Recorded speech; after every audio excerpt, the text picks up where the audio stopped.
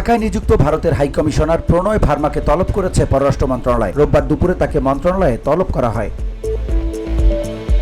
ভারতীয় হাইকমিশনারকে তলব করে বলা হয়, বাংলাদেশে আসন্ন সংসদ নির্বাচন বানচালের উদ্দেশ্যে পলাতক শেখ হাসিনা ভারতে বসে তার সমর্থকদের উস্কানিমূলক ও সন্ত্রাসী কর্মকাণ্ডে জড়াতে আহ্বান জানিয়ে বক্তব্য দিচ্ছে। তাকে এই ধরনের উস্কানিমূলক বক্তব্যের সুযোগ দেয় ভারত সরকারের প্রতি বাংলাদেশ সরকারের গভীর উদ্বেগের কথা জানানো হয়।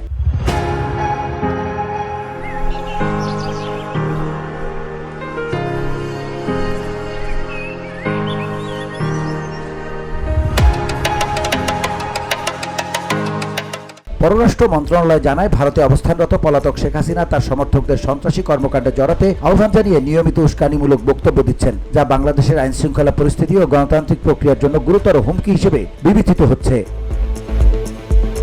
এ সময় শেখ হাসিনা ও সাবেক স্বরাষ্ট্রমন্ত্রী আসাদুজ্জামান খান কামালকে আদালতের দেয়া দণ্ডের মুখোমুখি করতে দ্রুত প্রত্যার্পণের আহ্বান পুনর্ব্যক্ত করে বাংলাদেশ।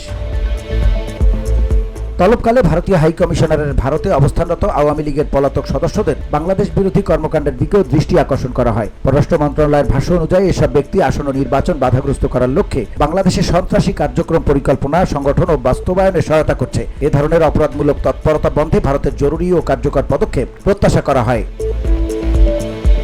এছাড়া সাম্প্রতিক সময়ে বাংলাদেশি রাজনৈতিক নেতা শরীফ ওসমান হাদির উপর সংঘটিত হত্যা চেষ্টার ঘটনায় জড়িত সন্দেহভাজনদের ভারতে পালিয়ে যাওয়ার রোধে ভারত সরকারের সহযোগিতা চাওয়া হয়। VOD Bangla news desk.